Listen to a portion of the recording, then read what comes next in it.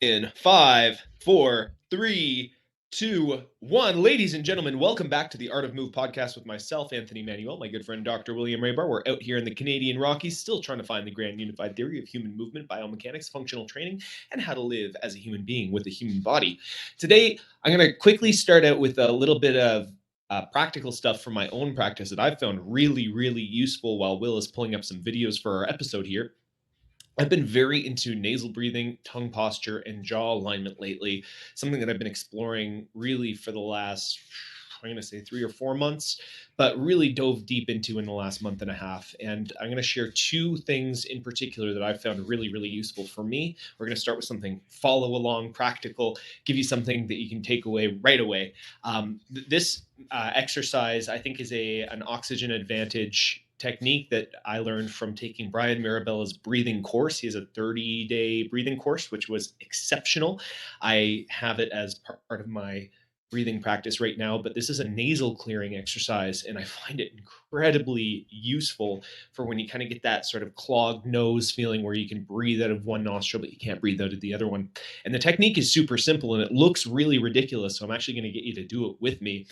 For those who are watching on YouTube right now, all it is you inhale for 4 seconds in through your nose, exhale for, I do it for 4 to 6 seconds out through my nose, and then plug your nose and bob your head for about 15 seconds. And the way that I do it is I just bob my head 15 times while plugging my nose and holding my breath on this exhale. So inhale for 4, exhale for 4 to 6, plug your nose and bob your head.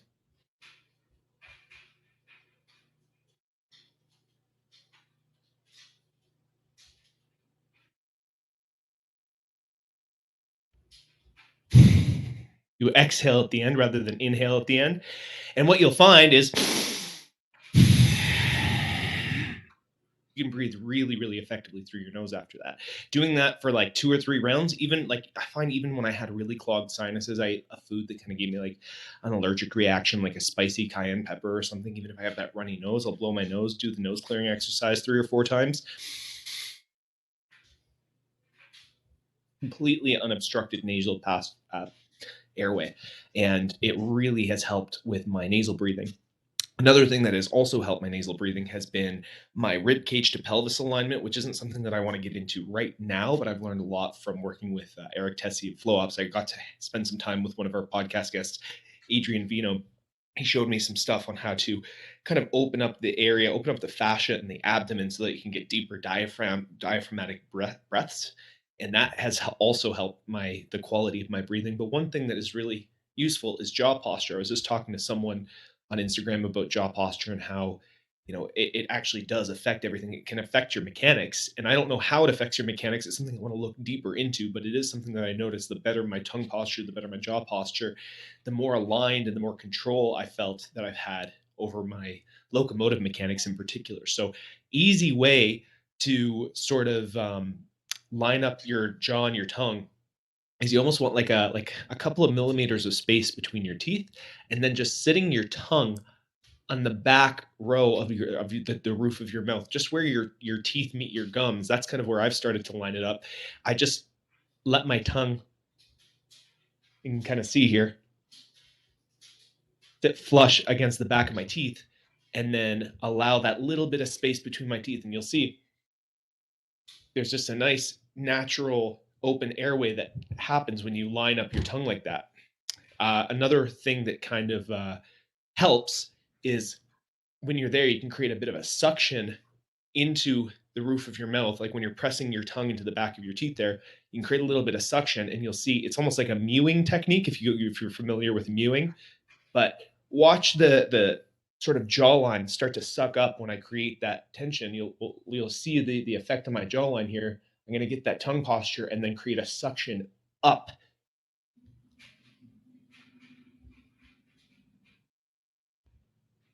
And you can see that jawline start to really take a little bit more shape because that suction up is kind of encouraging that fascial integrity in through the jaw.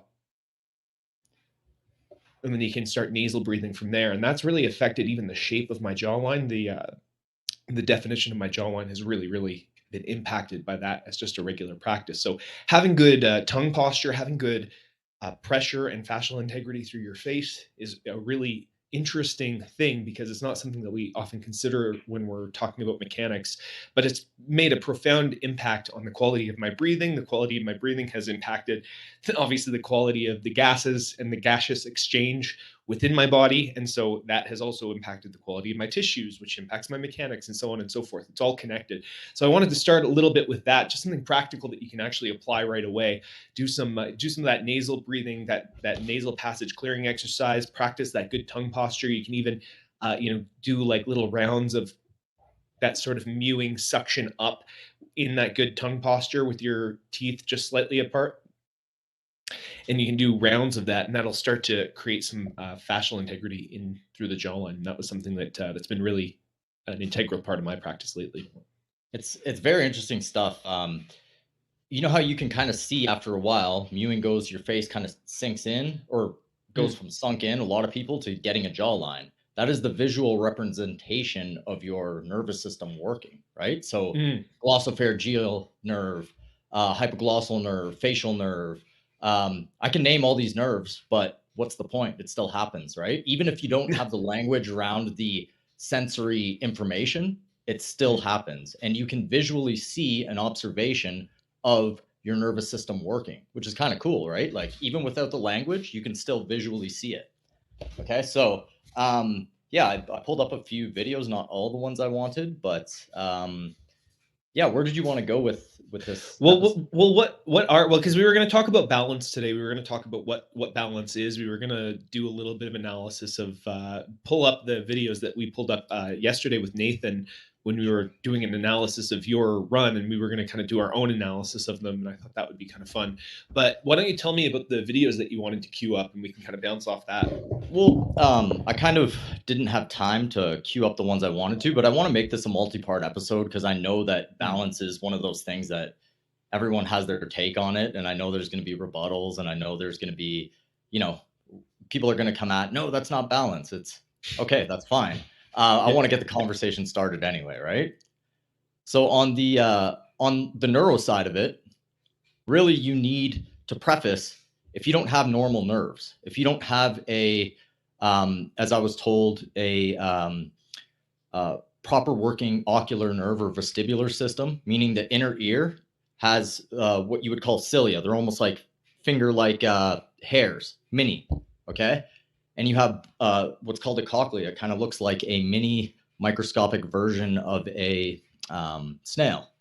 Okay. Within Mm. that, there's little cilia, little hairs, and you have little crystals that roll along those hairs. And it gives you feedback to your brain on what area you're in, right? And that feeds back to your eyes and lets you know where you are in space.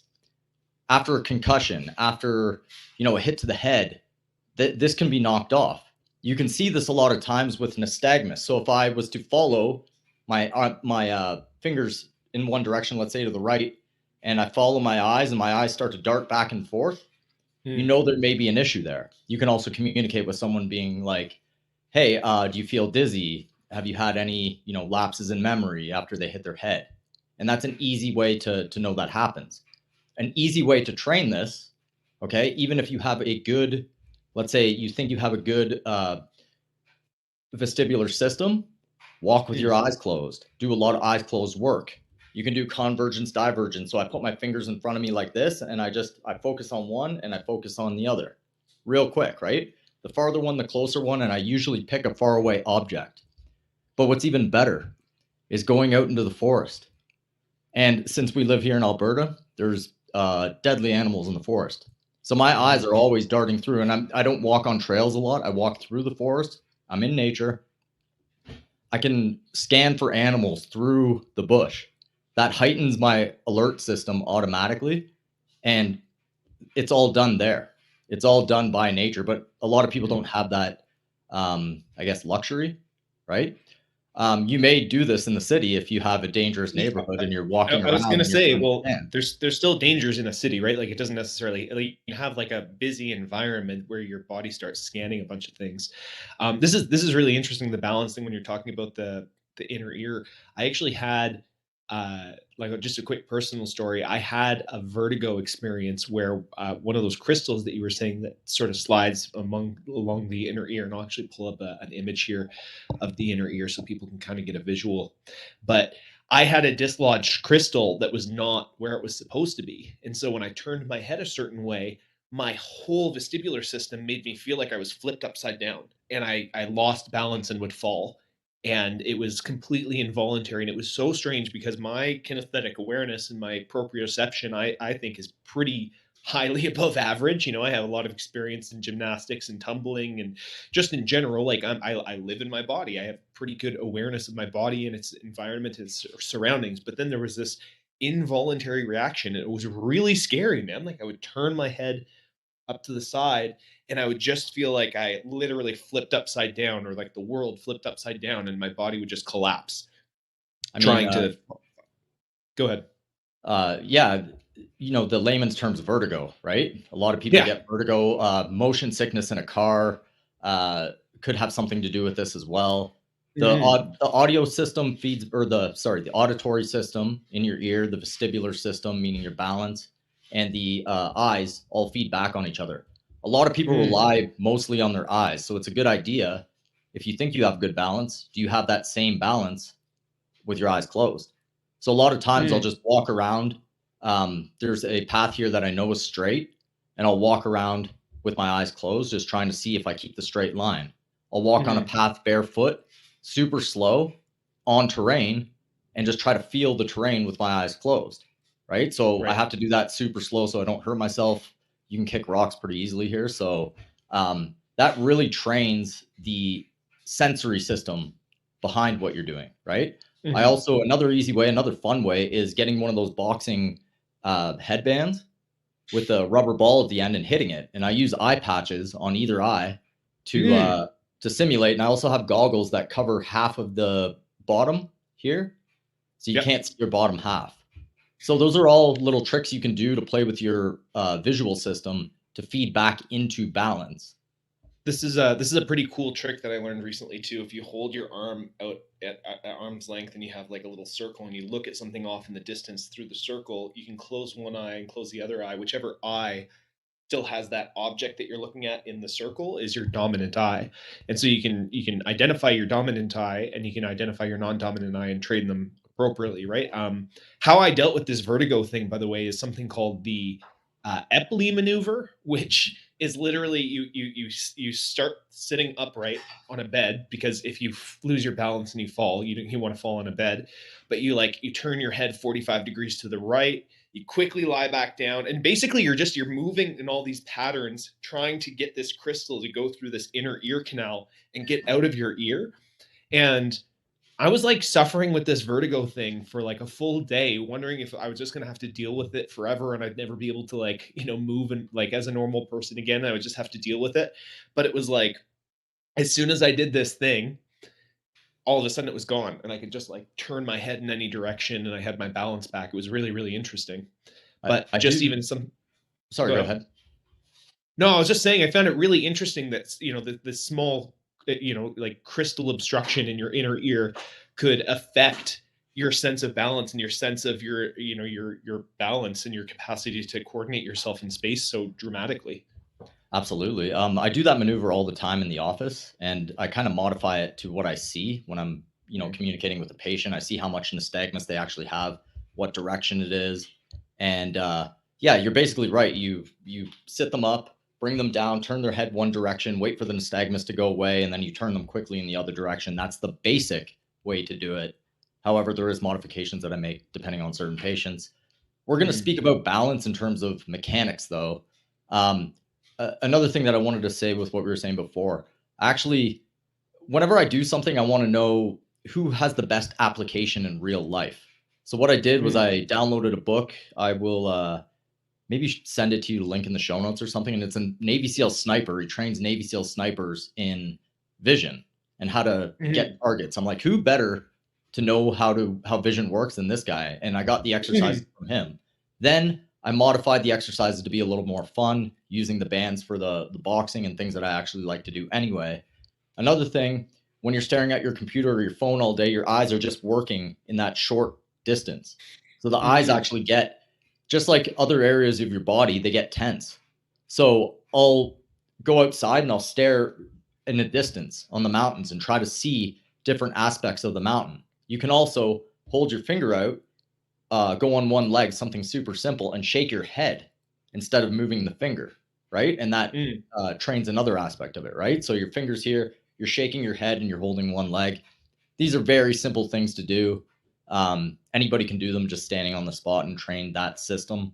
Again, we're going to be looking more at mechanics in Yeah. this episode, but yeah, just some interesting thoughts within the neuro side of Yeah, it. well, it's good to it's good to bring up things like the vestibular system. And actually, like when you started talking to me about that long distance thing, because I work at a computer for like fucking 14 hours a day now, and I set up my computer so that my window is off in the distance, and so I'll be looking at my computer and I'll look up and I'll look at the house that's across the street, or I'll look up at the horizon at the mountain, and it's the same sort of thing. I've stopped wearing glasses and contact lenses. I have, I'm nearsighted, so like things farther away, I think that's what it is. Nearsighted is like if the things are farther away, it's harder to see them.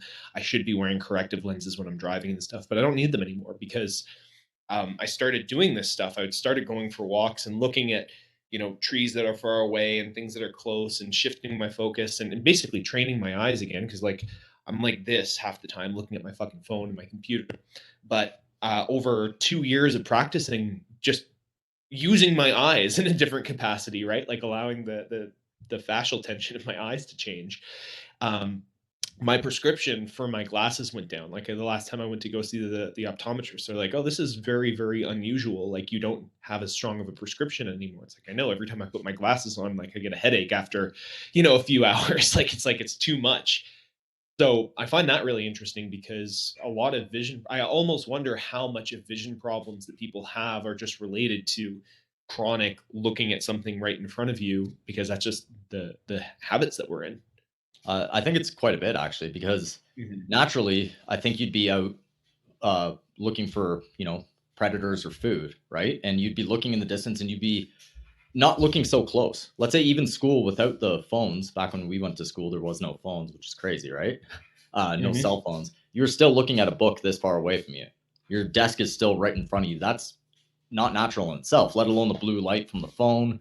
You can feel it. Like I can feel it at night now. When I'm looking at my phone, my eyes start to dry up and they get sore. So you can work your eyes just like muscles in your body. I take my skin like this. I'll open and close. I'll pull from the other side. I'll look in all directions really quick. Um, that's something you can do, is just go like that, back and forth Mm. between your up, down, just like this, from side to side.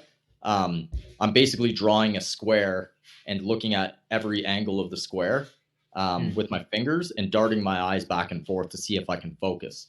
Right. And the quicker you can do that and the more amplitude you can have, the better. Right. So Mhm. those are all really practical things you can do right away to work with balance on the neurological aspect or neurological side of it, that are very applicable right away. Right.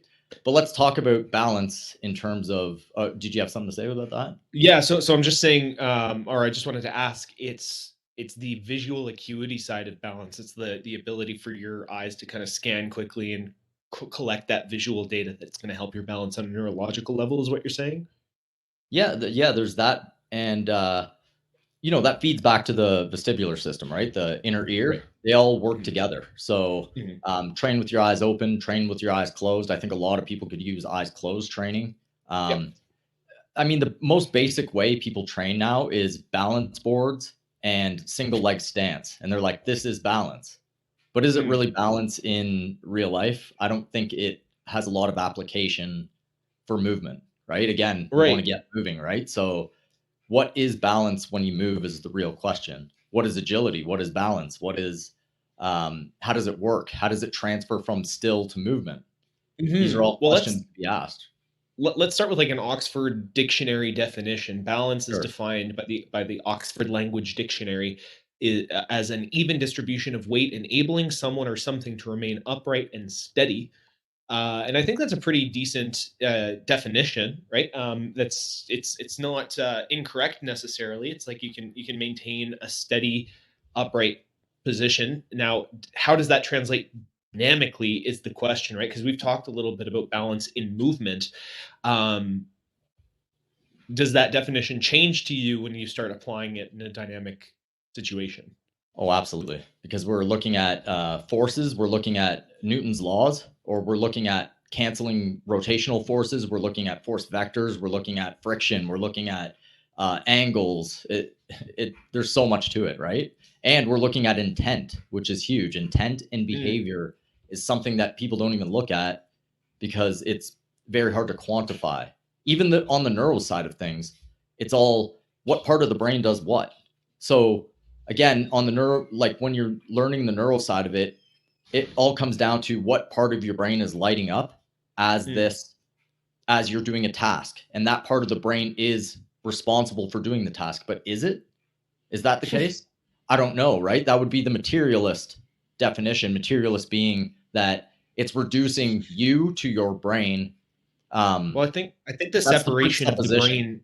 brain, the separation of the brain and nervous system to me is erroneous. And all of the other sensory information, like you can't separate the brain from the senses that you are intaking, right? Like, yes, the brain, you could almost consider it as like a satellite for all these other external, or like a radio that's receiving all these other sensory inputs, right? And it's just translating or sending, feedback back and forth. It's the computer that's processing and deciding what to do with that information. But I think the idea of just like separating the brain as like the thing that is responsible for it without talking about the nervous system or the holistic view of the human being is erroneous to do. And again, you're talking about like a material reductionist perspective. I get that that's the material reductionist, but you and I aren't operating on that paradigm. I don't think Um, we're operating on a different paradigm. Yeah, I mean, like even what you're talking about with the satellite being the body, I don't even think that that's the case. I think that Hmm. that's even reductionist there, and that's what everyone believes. I'm going to be off on a limb here and say the brain is like a radio receiver for frequencies from the outside, kind of like Wi-Fi, and your brain and your body operate more like machinery within the inside. But I Hmm. digress. We'll talk about the satellite. We'll use the paradigm that everyone knows, where the body is the satellite for the brain. And you can think of the skin and the brain being of the similar, what's it called, embryological origin. So that your skin, the sensory nerves on your skin and your fascia, are an extension of the brain. It's like your Hmm. brain operating from the outside, and your senses are really uh, your objective look into the world as good as you can. And the better your senses are, the more of an objective look you can get into reality. Okay. Into the perceptive reality. That's why some people are more perceptive than others. And it's interesting because when you're talking about that, I don't think that's fully a conscious process either. You can have No. really intense subconscious perceptibility, right? Like you can perceive things on a deep subconscious level and process information faster than if you're observing something, thinking about it, and then making a story up about what it means. Uh, like being perspicacious to me is the capacity to just process information instantaneously. And that's something that it might develop from a conscious effort, right? You might have to develop that practice of interoception and that awareness internally, that some sort of practice of how you're approaching and processing sensory information. But it can't be like on a conscious level. It can't happen at like the speed of thought. You know what I Well, mean? It has to happen faster than the speed of thought.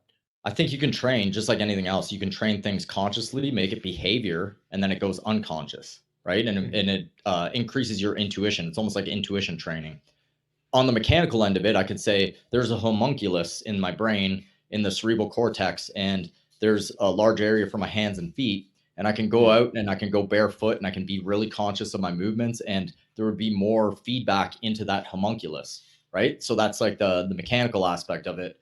But where's intent in your brain? Where's consciousness in your brain? Where's thought in your brain? Who's listening to the listener, right? I Right. digress. Let's not go there. Let's go back Well, to balance. it's interesting because I think the neurological. I do want to just like touch on that really quickly because Sure. I used to be a habit coach, right? Like I used to be very fascinated by the behavioral side of neuroscience because I went through a lot of addictions. I went through a lot of challenges with ADHD and the capacity to focus.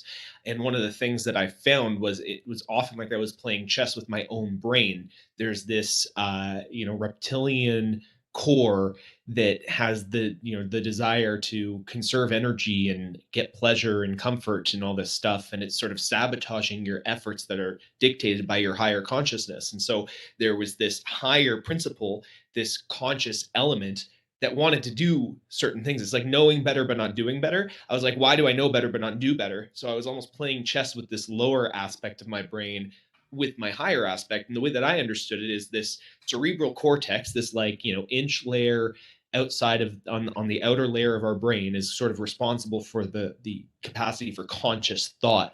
Now, where that kind of started to fall apart for me was in the context of flow states, because I'm a musician and I'm a writer and I do a lot of work and I film a lot of video, and I have all these elements of my life where I am in this flow state that is directly not, it doesn't have the same feel as like that conscious intervention, right? It's still, it feels like an unconscious thing, and at the same time it's like super conscious. It's like I'm there but I'm not there, and I'm super like, I am exceeding my capacities that I would normally have with my conscious intervention with this subconscious flow state. And I was like, what's doing that? Like where, and so I haven't cracked the code on in terms of like where in the brain does consciousness reside, and It what is doesn't. consciousness necessarily. Well, I mean, that's another, we should have a whole episode on that. But Absolutely.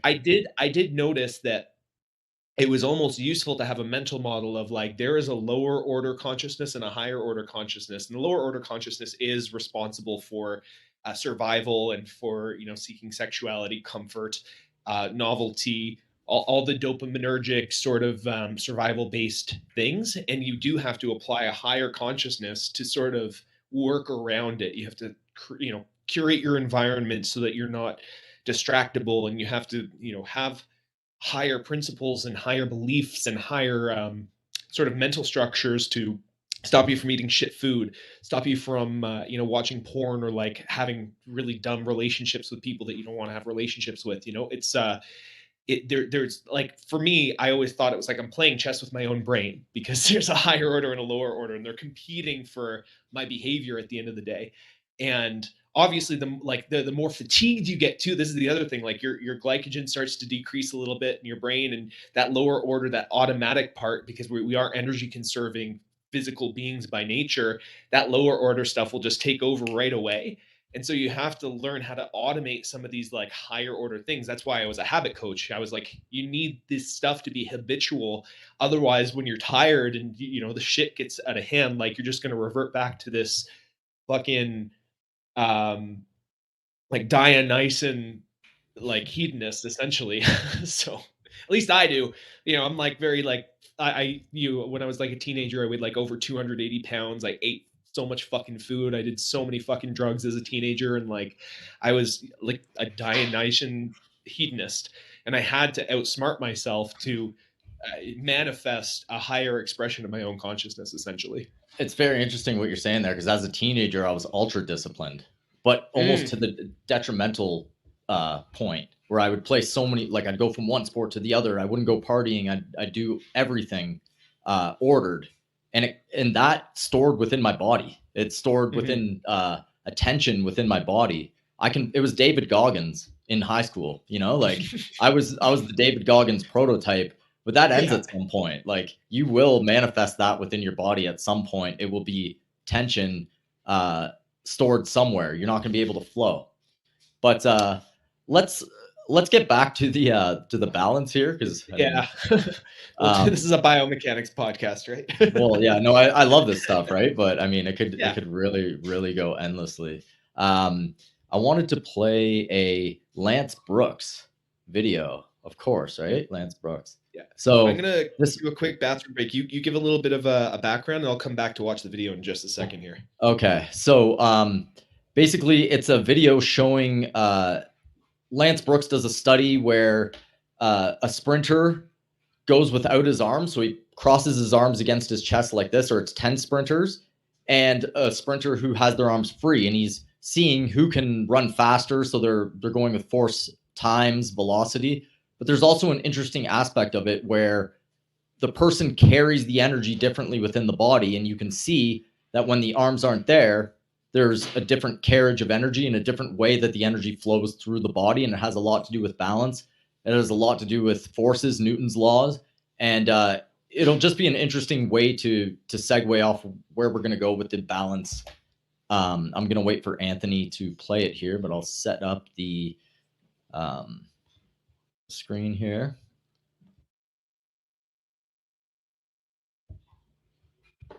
Okay. Pulling up a screen share here. Yeah, so I'm pulling it up again. I was saying it's a Lance Brooks study, basically arms versus no arms, what happens, and we can segue off that. Just taking a look at it. Totally. And for those who are listening on Spotify, we post these on YouTube. So if you want to see the videos that we're pulling up, just go to YouTube on my channel, Anthony Manuel, and you'll be able to find exactly what we're watching here. Sorry, I had to put you through a ad here for some reason. That's all good. Hey, does restricting arm motion compromise short sprint running performance? You want to full screen it? Sure.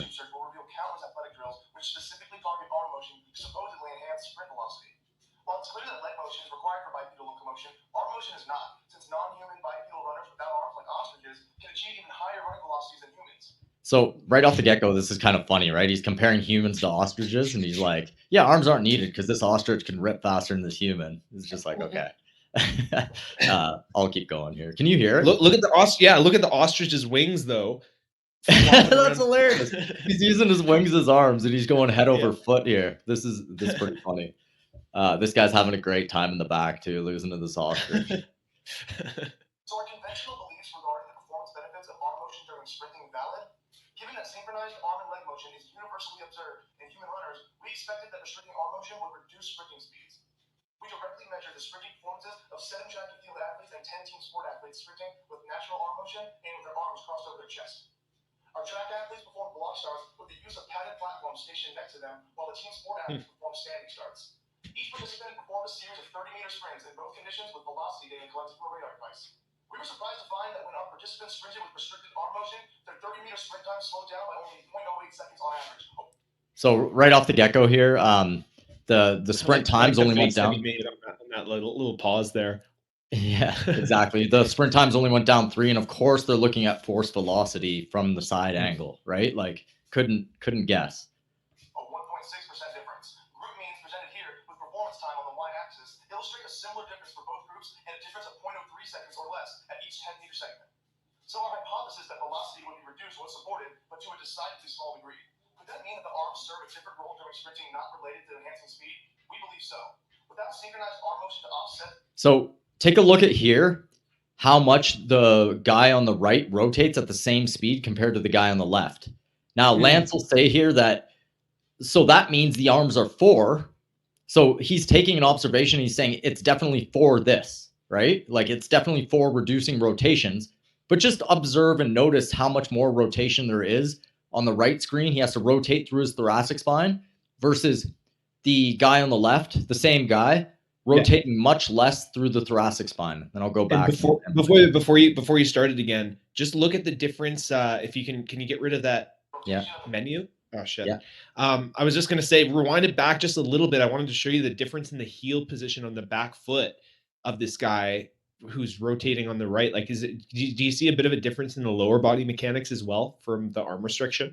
Yes. And so I'm going to play it here and then we'll come back and talk about it because there's a lot to it. Sure. The rotation of the body caused by the swinging legs, the body rotates from its forward-facing orientation. Thus, under normal circumstances, human runners appear to use arm motion as the simplest, most available solution for minimizing vertical rotations. So Lance is saying it's minimizing vertical rotations. When the guy takes off, the force is done. Okay. When his foot goes through the ground, the force is over.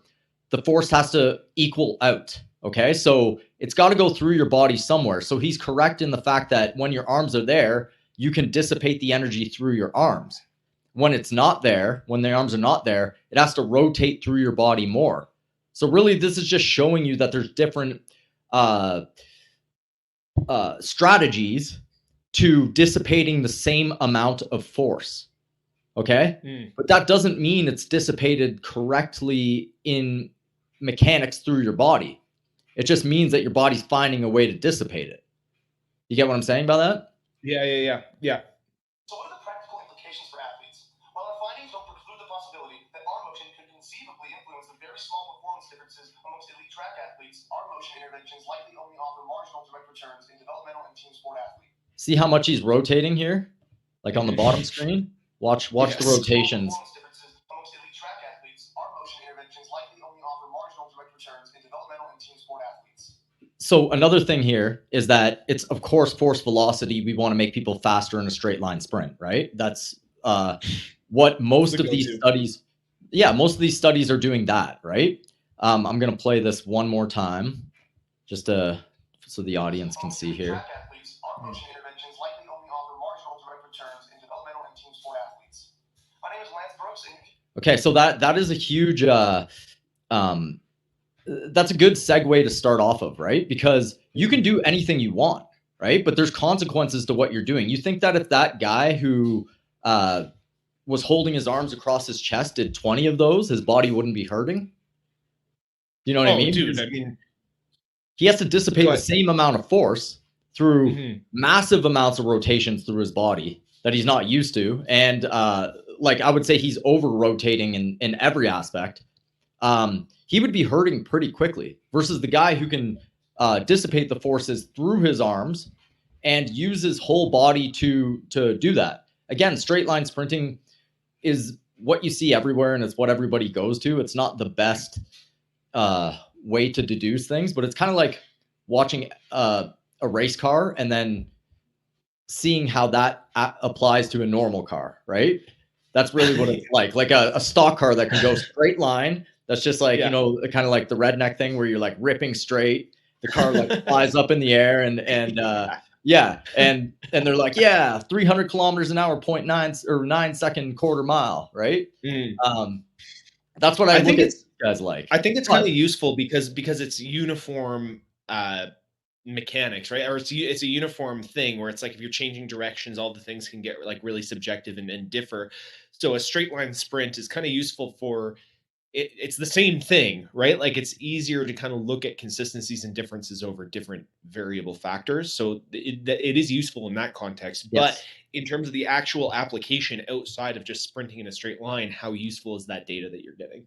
Well, like for this video, what I wanted to show was how the laws work. He's putting the same amount, going the same speed, having the same forces or very similar forces going through his foot, but yet you see different forces going through the body because it has to equal out the same. So the forces are going more into the rotations. It has to absorb somewhere. So the absorption has to go somewhere. However, when you watch a straight line sprinting athlete, often you'll see them be very stiff as they go through. To me, I think they're storing the energy within their muscles.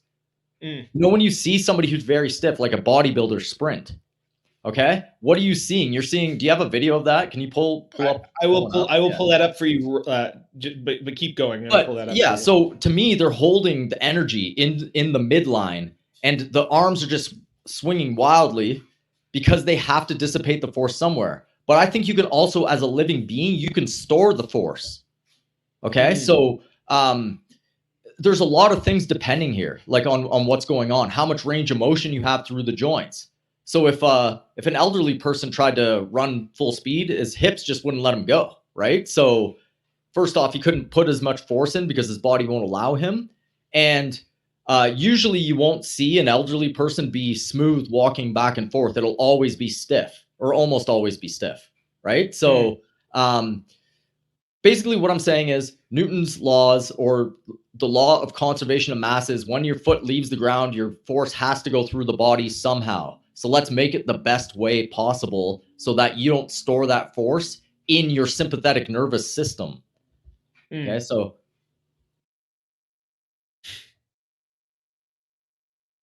you see, you can even see in their face, they're like, they're going so hard, right? Yeah. So this is Mike Thurston and another bodybuilder. These guys are influencers. You'll see them just hauling, right? And they're probably pretty fast because muscularly you can go fast at a short distance without any form, right? Or without doing anything. You can just have your head up and you can rip, but usually you'll get injured pretty fast, right? It's not a secret that when bodybuilders run or powerlifters run, they get injured pretty damn fast, right? So do you see the difference in the form actually? Like look at the guy on the left doing head over foot and actually like having a bit of that rotation versus the guy on the right is just dead ass center with his head. Yeah.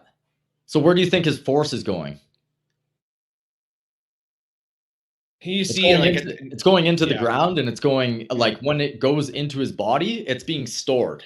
Like it's being stored in tension, right? So I used to do this as a kid. That's how I ran. Like a lot of times I'd be like, I'm going to get A to B and I'm going to go hard. And you'll see this with a lot of athletes who are short distance type of athletes. They'll go Mhm. super hard and they'll just haul. So I'll bring up a screen here, share video.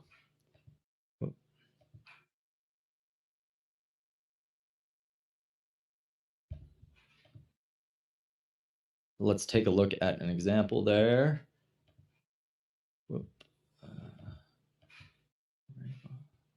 Okay, so let's take a look at this rugby player here. See him just haul? He's like, Oh, shit. yeah. There's no intention of mechanics there. It's just like, let's go, right? And you can see he's just a massive guy, and he's just like, you're done. Yeah. Like here, his intention is huge, right? His eyes, look at how big his eyes are. His eyes are in the goal. He just like straight lines that guy. Maybe this isn't the best example, right? But you see it all the time in football with a linebacker. They can be like their mechanics usually don't look very good, right? Mhm. They're just straight line hauling because they're big and they're using their mass to knock people over. Let's see if I can bring up another video here. And I used to do that too, by the way. I was convinced that back squats were the key to fucking everything. So, when I was squatting 450 pounds, I would try to out sprint my buddies, and I did a pretty good job of it too. Okay, that's And probably not the best video there. Either way, I don't have a video of that one. Sorry, what were you gonna say? I was just saying, like, to your point, it's like I got a lot faster doing heavy back squats and creating that like muscular force and everything, but I was always injured, right? It was literally that. And I would also get super, super gassed and I would get super, super sore whenever I did any form of like dynamic sprinting or running movement. Like I would always affirm to myself, it's like I'm not a runner. I can't run. Every time I, step or go out for a run, I'd be running for 5 minutes, and I just feel like I'm like putting myself on a jackhammer on this like concrete essentially, and yeah, there was no awareness of fluid transference of force. It was all just like you said, that muscular pushing through the ground. So I'm like, why do I have these super fucking strong legs that can like squat 450 pounds for reps, but I can't run? I like that doesn't make any sense to me. Yeah, that's an age old thing, right? Like you'll see again, you'll see bodybuilders and powerful people be muscularly dominant when they run. Take a look at how Kipchoge runs here. Let's take a look at let's just see how his energy is going through his body. See how I guess that's, yeah, right there. Okay. So Spring. yeah, he's like a spring, and how it's flowing through his body here. Oh man.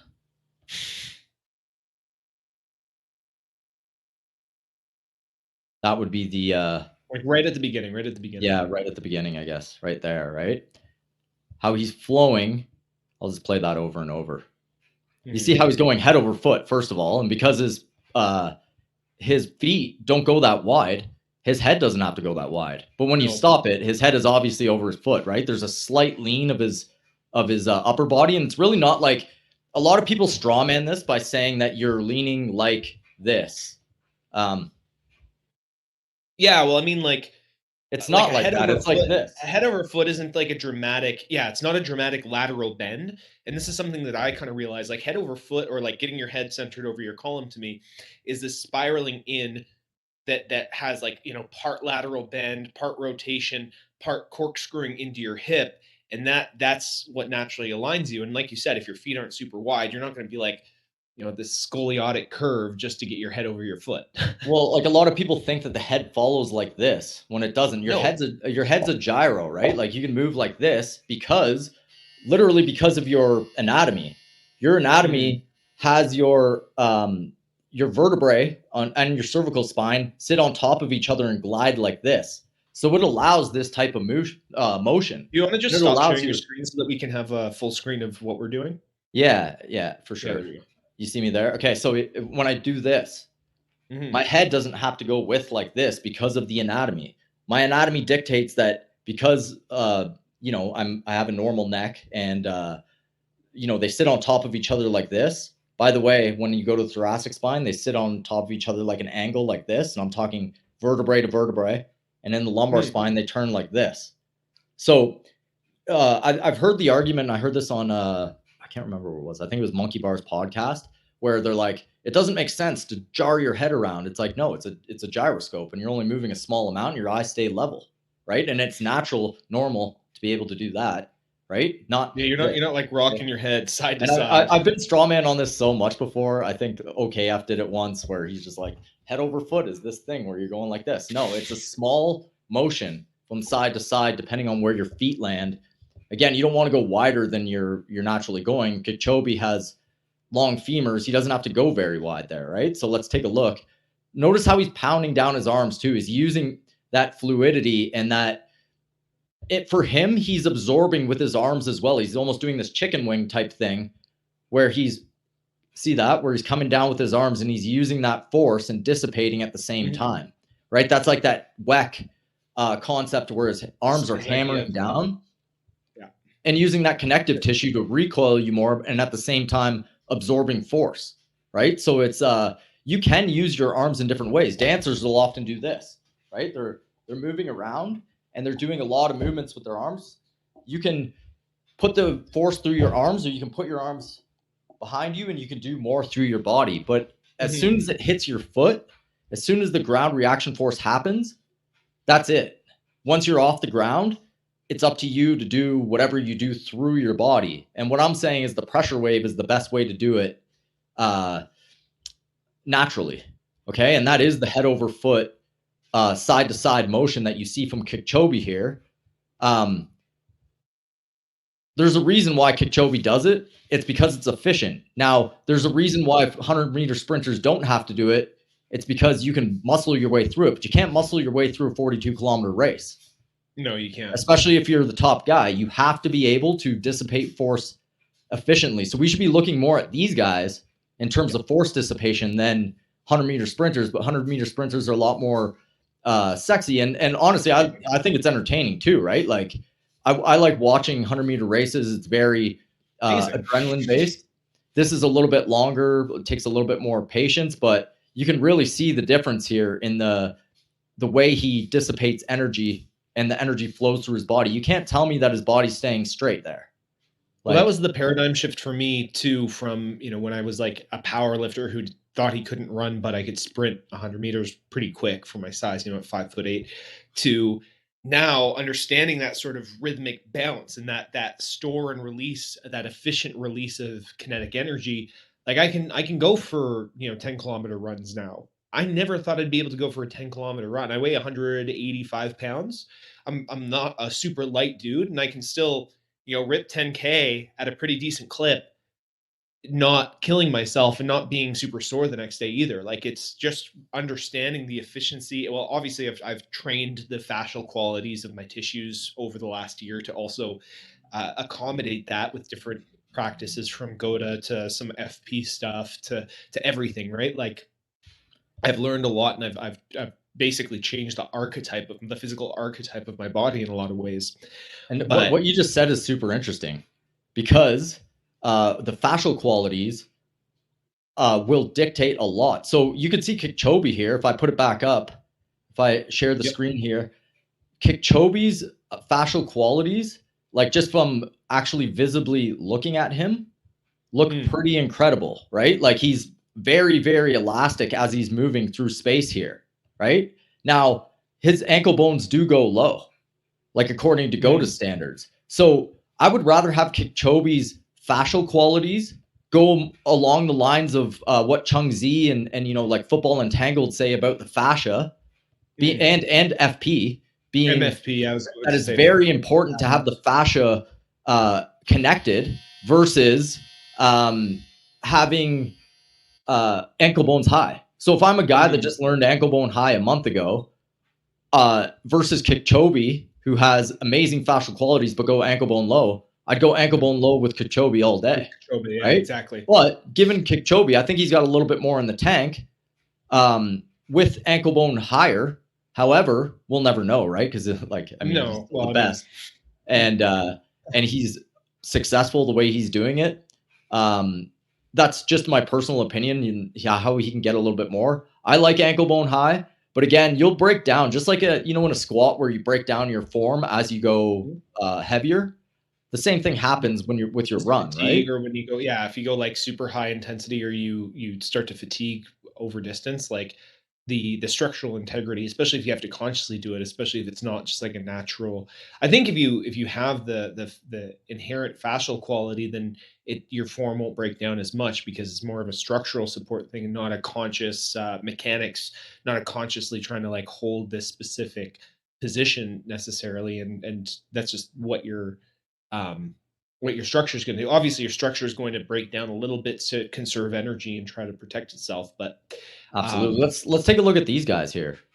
who are these guys? You can kind of these guys are they're training in Venezuela, but I believe they're Kenyan. I'm not 100% sure, but they're elite long distance runners. And you can see the first guy actually has ankle bone high, right? That's a nice, I guess, Goda-esque type of archetype there, right? But you can see how they're dissipating energy. The first guy uses his arms quite a bit, okay? And you actually see not a ton of rotation from the thoracic spine, right? Where the guy in the back behind him has a little bit more rotation. Now, again, you can rotate from your hips, you can rotate from your legs, you can rotate from your thoracic spine, you can rotate from your arms. Those are all options as soon as you get off the ground, right? But basically what you're watching is a signature of how they move energy through their body. But none of them are stiff, especially at this longer distance. They're all looking fluid and going head over foot. So or close to head over foot anyway, right? Because it's a very, very, I would say, efficient mechanic. Okay. Then here's a actual linebacker or someone in the NFL who displays that same. I think this was actually one of Movement Observer's videos, where this would be like a Goda type of archetype for a bigger guy, because you don't see a lot in the bigger guys. You see them being a very stiff and just straight line, but you can see the ankle bone high here. You can see the head passing back and forth. I would say there's a lot of lateral movement here and a lot of arms, because again, he's putting more force through the ground. So you have to dissipate that force somewhere, right? He looks more fluid. Again, you would see, you can kind of debate, right? It almost looks a little goofy, to be honest. Like you look at it, and like the bowing and cornering action is so, like, you can see when he juts his knee forward, his internal rotation is so dramatic. He's loading those glutes so much, and the arms are swinging so wide to dissipate the level of force that he's doing. Like, it almost looks silly. But at the same time, the amount of force that he's dissipating is monstrous, right? This is a massive human, right? Like, you don't see, this is interesting because you don't actually see a lot of people run like this. Not big guys anyway. So it's just very interesting. In his knees go when he's putting those knees forward. Yeah. And who's to say that's not a bony abnormality, right? Or I shouldn't say abnormality, but just the formation of his bones could be different too, right? We don't know his internals all that much. But yeah, I would say the amount of internal rotation he has here is quite a bit. I think, again, a go-to practitioner looking at this would say that's pretty damn good. They would say that this is a good pressure wave back and forth, I would assume, right? So it's just very interesting. Now, let's say if I was to do this, I don't have the amount of internal rotation that this guy has. I would not be able to pull this off if I wanted to, right? But I do run similarly to this in terms of the pressure wave. Okay, so I don't sprint at max speed anymore. I find no need, and I find sprinting to be very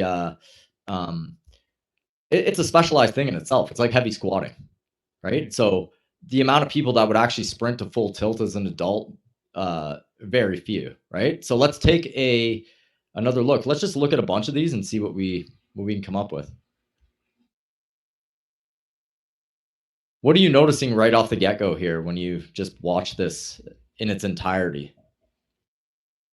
Like, I'm just seeing heads like bobbing back and forth, right? Yeah, it's the bounce, right? So, like, I think like we're obviously in agreement. This is just a movement reality. Hey, I think what I'd like to do from here is kind of steer it back to, because we're almost an hour in already, and I don't think we've Sure. really defined balance in a dynamic way. Oh, Um, yeah. which Yeah. was our original intention, right? But like all of this stuff, I know head over foot is a big part of your model of dynamic balance. And we've kind of talked about it in previous episodes, where balance in terms of a head over foot thing is creating movement options for yourself. So once you're in this position, you can dynamically shift to another position. That applies in fight and flight. So when you're boxing, you have that position, you can pivot, you can move to another spot. If you're cutting, if your head's over your foot or your head is aligned with the basically the vector of force, it doesn't even necessarily have to be fully over your foot, because sometimes dynamic movements don't align your head stacked over your foot vertically, but it can stack your head over your foot, or your anchor point in terms of the dynamic vector of the forces. When you are in that position, it gives you the option to have another movement uh, Right after. from that position right afterwards. What would imbalance then be defined by dynamically? What would you define like a lack of balance in a movement context? Well, definitely in a movement context would be not having a next move. And I don't know if you can completely isolate just the movement, right? Because um, there is a lot of intent behind what you're doing, and a lot of let's say you're a boxer, right? And you're moving from side to side. You have to go with what the environment's giving you, right? And you won't Mm. always have the option to do the right, like the quote unquote right mechanical thing at the time, and you have to adjust, right? So actually, I have a video. I'm going to share my screen again because I have a video in context of that. We're going to watch Pernell Whitaker here, and Pernell Whitaker is a boxer from the 80s or 90s, and he had very unorthodox movement, meaning that like he would just go off balance and fly all over the place, right? So this is an example of, Drunken master. he does do a lot of head over foot stuff, but he's also very much into let's see if I can find it here so I can describe it as it's going. Oh, it's this one here. This one here. Okay, watch him against Oscar De La Hoya here.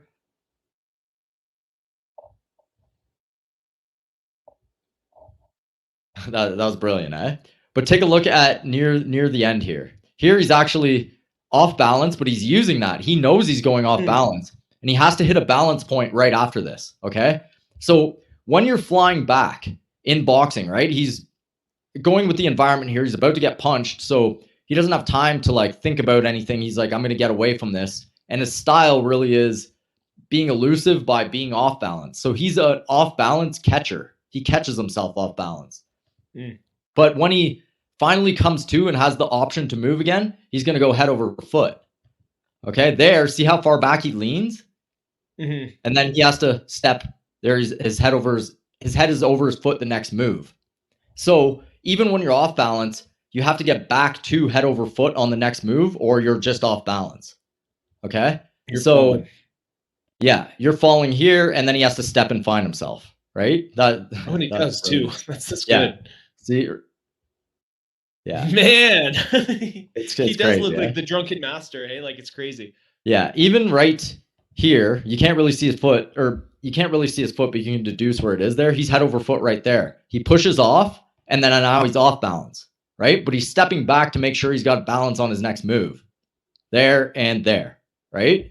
So he's actually skipping steps to be able to move faster, right? So this is almost a counterexample of what I'm saying. And the reason I don't use head over foot for everything, I practice it, and I think you can practice to make it a behavior change, but it's not a rule of thumb when you're moving around really fast. You can't think about it. But eventually you're going to have to catch yourself in that position. And what I'm saying is it's an easy balance point to practice, but it's not a rule of thumb. You don't have to do it every single time, but it is the balance point, right? So that is like a caveat in the new option, right? So like when you're talking about him leaning super far back before he catches himself with his foot, he can't pivot in another direction. Like if he does, he's going to lose his balance. Like he'll lose his balance. He's not in balance at that point. He can't pivot around, or he can't change directions while he's leaning that far back. But as soon as he catches himself with that back foot and his head's over his foot, he could probably pivot to another direction. Yes. Yeah, exactly. Right. Like, he would probably not practice that. That's like a natural intent type of thing, right? You have to have good ranges of motion of your body. You have to be limber. You have to be young. You have to, like, a lot of things have to align to be able to move like that, right? But when you're older, I'm almost 40 now, that becomes less and less of an option. I could probably still move somewhat like that, but I prefer not to. I prefer to be in balance, and head over foot's an easy balance point, right? So let's take a look at Mike Tyson here. Say how he's weaving himself from foot to foot, right? And finding the balance point there. But at the same time, he's going over his foot. So he has to kick out his hip in order to keep balanced. So again, it's not always head over foot. He doesn't just stop at his foot. He has to go, I don't know if you can see me here. So we're going through the nuances here, right? As I'm moving and I'm doing that side to side. Let's see if you can see this. Yeah, that's good. Okay. From that side to side maneuver, as I go, I have to kick my hip out a little bit to be able to do that maneuver. If I just went like this for the upper body, I'd be off balance. So at some point, I could do this, but that's not the maneuver he wants. He wants to go way over. So he's going and kicking his hips out to counterbalance, which is kind of like this. If I go forward like this and I just drop, I'm going to go past my head. But then I have to counterbalance with the hip going the opposite direction. And now I don't have a next maneuver other than to either bring my foot under my head again, or head under my foot, or I fall forward, right? So in sports and in movements, you can purposefully get off balance in order to harness movement. And one of my Instagram videos shows this, a Salvador Sanchez maneuver, which is you're bobbing your head back and forth like this, right? And I know that as my head goes to the front, as it's maneuvering forward, it hits my foot. I know that's the balance point, but I'm going to go farther than that. And at the same time, I'm going to drop and kick my back foot. So that brings me further along. I harness that energy and go like this. Here, here, there, right? Here, here, there. Okay? So I'm harnessing that motion that I know I'm going to be off balance on purpose to be able to rip faster forward. Okay? So it doesn't always have to be head over foot. And like, there's so much to this that just saying head over foot is the simple term to what I think the pressure wave happens as you walk and as you run, just in a straight line. But again, as you're maneuvering, it's just a simple balance point and a point you can train off of. Well, okay? This is the whole argument. What you just said is the argument of like, is head over foot the byproduct of dynamic forces in locomotion? And if it is, should you actually train it or like utilize it in a training context? And I think it's still an interesting argument. I think there's interesting points on both sides. I think in a movement practice context, practicing landing your head over foot is not a bad thing when you're doing boxing, when you're doing running, when you're doing locomotion, when you're doing drop-ins, when you're doing stuff in general. I'm not fully bought into like David Weck's deep side bends with loading, for example, where you're going like really deep into the coil. Like, I'm not entirely sure if that actually trains the fascial qualities or the attributes that promote a good bouncy, springy head over foot, especially because when you're looking at those narrower columns in locomotion, like Elliot Kipchoge had there, that's not a dramatic side bend, right? And it's like, what are the training effects of having this like over dramatic, like almost like a caricature of what happens naturally with dynamic forces when you're doing that in a training setting? What are the implications of that? What are the adaptations, or what are the structural adaptations that happen? Does it support the locomotive reality, or is it just is it like too much essentially? So I think I'm agnostic on it because I haven't looked into it enough. Intuitively, I think that head over foot application wise is wonderful for a movement practice, for boxing, for locomotion, for sprinting. Do I think that you should load it? It's context, right? So like I said, a go to drop in that feels great, that's really cool at loading the hips and the hamstrings and stuff. I think that's really cool to go head over foot with. Do I think you should load a side bend? Probably not. Like, just I don't. me, I don't either. I think can be over dramatized. I don't think it exactly translates into locomotion. Is it a better way to lift? I don't know, because staying stiff in the middle isn't good for locomotion either, in my opinion, right? So people would argue that, and like there is a little bit of application to that where you're stiffening up your tissues and you should be able to know what center is. So maybe there's an argument there, right? And there could be an argument there on the opposite end with a deep side bend. I just wouldn't do it a lot personally.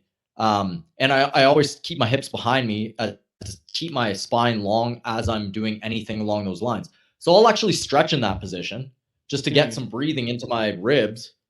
And I look at stretching like not like yoga where you're doing a full session. I'll just feel out a stretch, 15, 20 seconds, breathe into it, and then I'm good to go and I roll out, right? I do like the application of the figure eight as a way to train head over foot. But again, because it's reciprocating, you're going side to side. And it could be taken a little bit too far. People try to flare right away, right? So it's like as soon as you start flaring, you don't know what you're doing.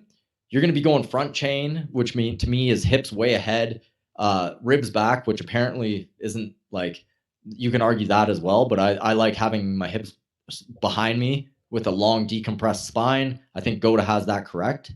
So I use that in context of what I'm doing with the figure eights and the rope. And I do feel like when you will take a look at my run here, when you watch my run, I'm not trying to do that. That's just automatically happening. And I'm using Brian Mirbella's 3 seconds in, 3 seconds out through the nose. I don't go any faster than I can 3 seconds in, 3 seconds out when I was running. I've been a little bit off of it now because I was away, but I've been going pretty consistently before that up the mountain here. And I'm finding efficiencies because I have so little oxygen uptake I can actually take, right? Yeah. And well, even 3 in, 3 out is like a pretty slow cadence. Like I've been doing 4 seconds and 6 seconds out, and having that extra second on the inhale, like 4 seconds in, and then going like really slow on the exhale. But like 3 seconds and 3 seconds out is tough, man. That's hard. Well, yeah, and I'm going up a mountain here, right? Like, and we're already at a high elevation, so it's not like this is not easy. So I have to go pretty slow. At first, I had to walk a little bit. Now I can continuously, jog it slow. But I really have to find the efficiencies, and the efficiencies are just letting everything relax. When I can let everything relax in the midpoint, I do go head over foot. It's just it allows, like Kipchoge, to move side to side, and I think you can train this. You can train yourself to do this and make it automatic eventually. Now, you do have to have the attributes already. If you have a stiff spine, if you have tissue that's stuck, if you're injured in a certain way, then your attributes aren't there. You have to get that sorted but given that you have the attributes, you have the allowance that your spine can move like that, then you can train behaviors just like you train behaviors in anything else. I don't understand the argument that you can't train behaviors in movement. And I show it. Like, I'll show you the fruits of the movement as I do it and continue to get better and better because I'm training the behaviors. To your point about the attributes, like a functional patterns perspective is like if you have a fascial adhesion and you're practicing these movements, and the fascial adhesion is basically inhibiting your capacity to like appropriately store the elastic tension or fully express the length and the compression the way that it's supposed to, you're going to come up with mechanical inefficiencies and you could possibly injure yourself. So having these, I think a lot of the purpose of a lot of functional training systems is to tune up the machine and tune up the attributes of how your body is supposed to store and release energy elastically, muscularly, and all these capacities so that you can actually start doing the movements. I think like one of a kind fitness is not a movement practice, it's a strength training practice, and is a strength training practice that is supposed to not create muscular compensations or other fascial adhesions. Functional patterns, I think, is the exact same thing. They're training lines of tension and these kinetic chains essentially to operate in a very functional way where that's why the 10-week course, like the prerequisite is all myofascial release stuff so that you don't have these fascial adhesions as you start to go into these movement patterns. So the argument that like the only way that I could see the argument of like you can't train movement patterns directly as a way to improve movement is like if you're really jacked up, and like dude, I'm still really jacked up. Like like started doing a bunch of stuff for my serratus anterior and my lats and like even through my shoulders and my scapula. Like I'm still really, really bound up in my upper body after doing like a year of biomech work that neglected my upper body essentially. I'm doing all this stuff, and then my spine is getting more decompressed, and then all the other lower body mechanic stuff is actually working better. There's like the entire chain has to be accounted for, and the attributes have to be correct in order for the movements to really show fruits. You can gradually make improvements, but if you have something that's like too bound up as part of the chain, other things are going to be pulling and creating inappropriate tensions to support good movement. So that's the only context that I could really see saying That's that nuance movement. though. It That's is nuance. nuanced. Like a lot of the, like, okay, so a lot of the practitioners on the mech end will just be like, you're going to get injured if you do it. You'll have compensation somewhere. It's like, tell me Yeah. exactly which ones. It's like, that's the thing. It's very nuanced to a person's body. And it all comes down to, it takes a long time, okay, both nervous system wise, okay, and mechanically to make changes. Both mechanics people and nervous system people want to make changes quickly. You can't. Even to get parasympathetic to sympathetic, or sorry, sympathetic to parasympathetic, that takes a long time to actually code into the body to make changes to how your nervous system relates to your body. It takes a Mm, long, long time. There's intent behind this. There's how you handle the world is behind that. Okay. How you approach what you're doing is behind that. So again, if you're a competitive person, a type A, it's like, I need to get my list done. It's like, and then you want to relax at the same time. It's not going to go well unless you can really, really find a balance. Right. So, mm. um, what I'm saying is you being like getting your body sorted within a year, that's actually pretty quick. Right. I think this is like a 10-year process of Yeah. changing Well, your body. I'm not Only like, sorted. That's the other yeah. thing. Like I'm not sorted, but I have made wild levels of progress in a year. Right? Like Yes. insane amounts of progress in a year. Because you were But I also focused. have I was focused, and I also have other holistic lifestyle factors. I'm out walking barefoot in the mountains. I'm hydrating properly. I'm not drinking tap water. I am limiting my EMF exposure when I can. I am eating really good foods and high in collagen foods and hydrating foods, and I'm not jacking my body up with alcohol and other exogenous substances that can inhibit endocrine function and stuff. So my body is adapting really really well to this stuff, and I'm applying it consistently. I, I'm very focused. Um, I wanted to just quickly say to anyone who's listening, we record these live on nofilter.net. We like having community discussion. I noticed that there's a couple people watching us right now. If you guys wanted to join, you can hit the knock button on nofilter.net, and you can actually join the stream yourself. You can give your take if you had a perspective that you're like, oh, I could really like to ask them a question, or I'd really like to challenge them on a certain point. The reason that we do these live on this platform specifically is because we want to have other community discussion. So if you hit the knock button, I'll be able to see it. I'll let you in the stream, and if you're watching on YouTube, you can follow me at The Body Moves, follow Will at The Art of Move on Instagram, and you can see when our upcoming streams are, and you can follow us on No Filter Net and actually have a conversation with us. So just wanted to throw that out there for anyone who's listening, real quick. yeah, absolutely. I forgot where I was going with that. What were we talking about again? Right before that break. I'm sorry, man. I sort of slipped All it good. too. Yeah, no, all good. I lost my train of thought there. But yeah, talking about the pressure wave, I'm a pressure wave enjoyer. Okay. So I'm gonna continue to do Likewise. that because now it feels like an attribute. Like I'm not trying to, I would have to try not to do it. Right. And Right. apparently it's not the right way to do it. Some people would say, yeah, it is the right way to do it. I feel like it's the right way to do it because that's what my body wants to do now. And it feels very efficient and I can transfer it into movements that I can actually show. Okay. Mhm. And my nervous system feels great. My vitals are great.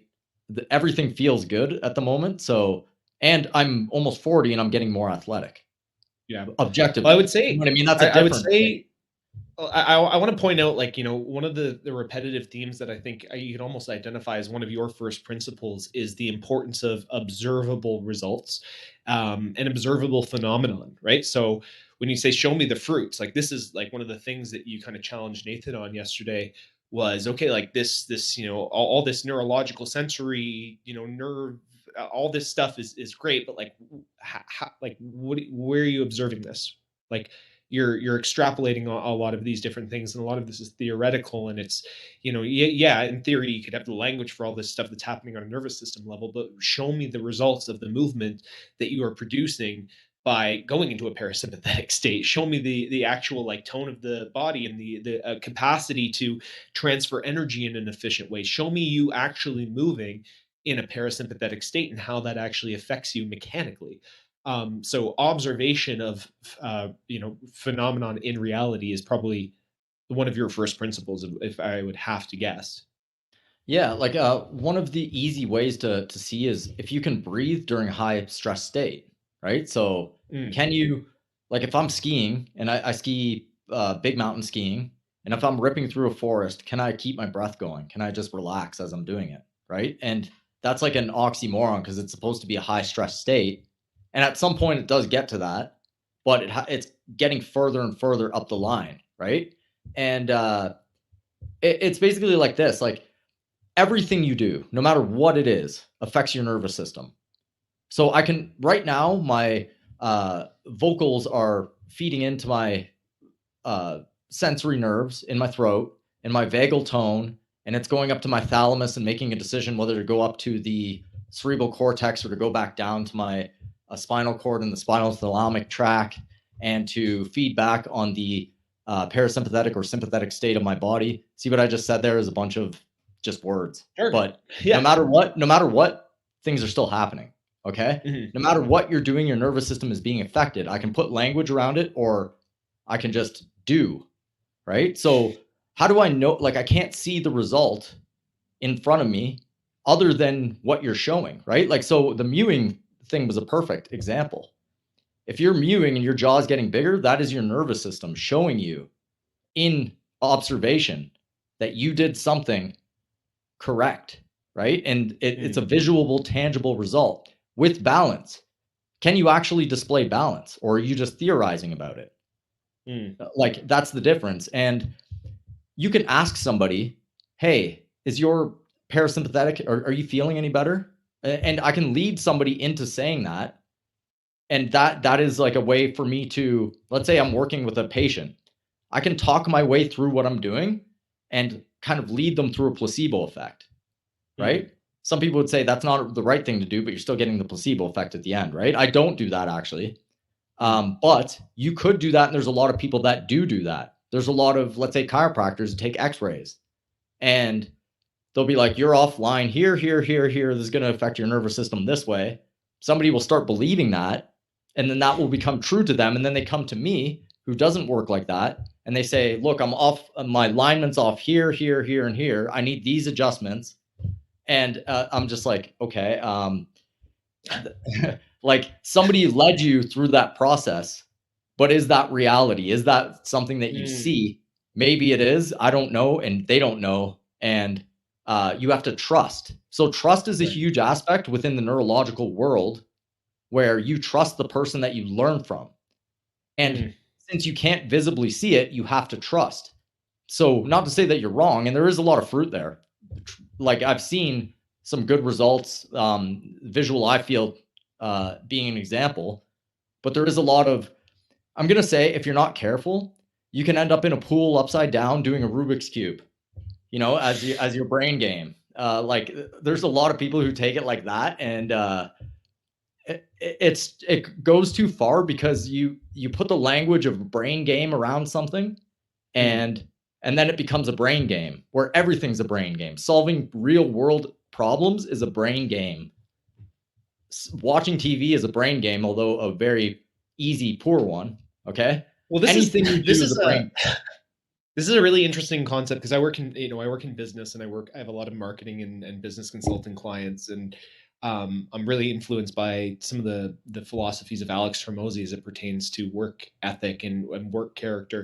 And one of the things that he talks about is these people who have long, drawn out morning routines where it's like you wake up at 5 in the morning and then you're gratitude journaling and meditating and exercising and hydrating and going out in the sun and grounding and getting this red light bath and all this stuff. And like you wake up at 5 and your morning routine's done is like fucking 10 a.m. You're just doing this morning routine for 5 straight hours. And it's like, what if you had just done 5 hours of work? Like, you're doing this big morning routine to be more productive, but like, what if you just took all the time that you were doing this morning routine and you just did some fucking work? Well, what do you think is going to be more productive for you? And I think it's the same sort of thing. It's like you can spend all this time doing these brain games and this neurological conditioning and all this other shit to prepare you to have the capacity to neurologically potentiate yourself for movement. What if you just did fucking movement, bro? What if you just moved? Yeah, I It's mean, sort of the same idea to me. the counter argument would be like, well, the nervous system precludes the movement. So if you don't have that right, then you won't have the movement. And it's just like, I like to see the fruit, shall know them by their fruit, right? That's another thing. I think my personal opinion is you need a spiritual practice of some sort. I'm a God enjoyer. Some people like Buddha or Buddhism or Stoicism or some sort of spiritual practice that underlies your morality, so you're not watching porn all day and playing video games. Okay, because that's not a healthy, like, there's a lot of people like this, right? Probably not watching the podcast, but our society is filled with people who are unproductive because they are stuck in a rut. Okay, maybe they would do well with going outside and being in nature, but that's not step one for them, right? No. And so I'm with Uber Boyo, Steph, on this. Is Niche said that basically Niche was like, God is dead and we're in trouble, okay? Because we killed him in the sense that there's no underlying morality. It used to be a Christian work ethic, Christianity, the fear of God. Whether you're a believer or not, that was what the underlying morality was. Now that that's ripped apart, there's no barriers. Okay, so like I think you need a spiritual practice of some sort. And where's that in the neurological game? Because even in the underlying, if you go to a neurologist, they're like, oh, if you don't solve the underlying issue, okay, let's say on the extreme end, you've committed a crime and you know that the cops are after you, and everywhere you turn, you think that you're going to be arrested, okay? What kind of nothing's going to help you out until you solve that issue. There's a lot of that on a lower level happening to people. And that has to be sorted before you sort anything out. So even underlying the nerves in the body and the glossopharyngeal nerve, the trochlear nerve, the olfactory nerves, the vestibular nerve, the pharyngeal, vagus nerves, all that stuff underlies your essence behind you in order to have those operate in a proper manner. And then there's nutrition and sunlight and all those things that feed into having the proper nerve conduction to begin with. And let's not even forget that we don't even know what electricity is. Like, well, this is really interesting too, when you're talking about like you need a spiritual practice or even a philosophical practice like Stoicism. That doesn't have necessarily a spiritual belief attached to it, but it's a philosophy of how to live your life. When I was talking about like this higher order consciousness versus the lower order consciousness, and you need some sort of sense of a higher principle. And one of the things that really is effective for changing habits is changing your personal identity, right? So when you're talking about you need this philosophical principle to anchor to, or the spiritual principle to anchor to, it's how you view yourself, right? If you view yourself as a runner, you are going to run, right? Like if it's like, oh, I'm a runner, I love to run, I just do it. I use the example of like a vegan will never have a hard time turning down a steak. It's not a matter of willpower for them because it's just integrated into their identity that they are a vegan, and so they do not eat meat, and they create this nervous system response of being appalled by meat, even though probably on some like primitive visceral level, the heme iron and fat and cholesterol of a steak would be incredibly nourishing and primally satisfying to them. Their identity and their felt sense of self supersedes maybe even their primitive and physical being, and that's why a lot of people can martyr themselves for these causes that directly detriment themselves. This is like a big thing in terms of like when we're talking about intent too. Like if you're thinking it's like I want to be a GOTA mover, I want to be an FP mover, I want to be this type of move, like I am this, right? That level of embodiment, like your perception, your perceptual filters and your felt experience is now all of a sudden put through this lens of your own felt sense of identity, or this higher principle that you're anchoring yourself to. It's a massive part. And again, how do you quantify that neurologically? How do you look at like how your sense of felt identity supersedes some of your more primitive or um compulsive nature things, like how is the higher order of like your sense of self or your ego, where's that happening on a neurological level? I don't really know. It's interesting, right? Like, a lot of the go-to guys I've noticed, they're former athletes, or they've been through the ringer with their nervous system. They've lifted, they've done all that go go go type of mentality, the David Goggins mentality. But a lot of them have gravitated towards GOTA, and actually now they're out in nature. Now they're buying local foods. Now they're Mm. talking about singularities and patterns within nature. It's like that will do a lot for your nervous system on itself, right? Being aligned to a purpose does more for your nervous system than a brain game. Okay, so it's a long-term game with nerves. It's not a short-term game. But if you're injured, then you can do brain games and do particular exercises to work the nerve that is not conducting, okay, to stimulate it. Whether it's with electrical stimulation or with actual exercises, you can do that. You can isolate it. However, I believe it's more of a long-term game, and I believe it aligns a lot with how you live your life and your purpose. I'll leave it with that. And let's leave it at that. This is, I think this is episode 78 of The Art of Move. We do these live on nofilter.net. Again, you can follow me at The Body Moves on Instagram. Will is at The Art of Move. Thanks so much for listening, guys. Leave some comments in the comment section on YouTube. Send us some DMs on Instagram if you liked this episode, if you were kind of touched or moved by certain ideas that we had here. We're lining up a whole host of really cool guests for our new season here, and we're really looking forward to having some discussions and debates and some really cool surprises for you guys. So thank you again for being a part of this journey with us. We're stoked to be having these conversations. We'll catch you on the next episode of the Art of Move podcast. Have a good one, guys.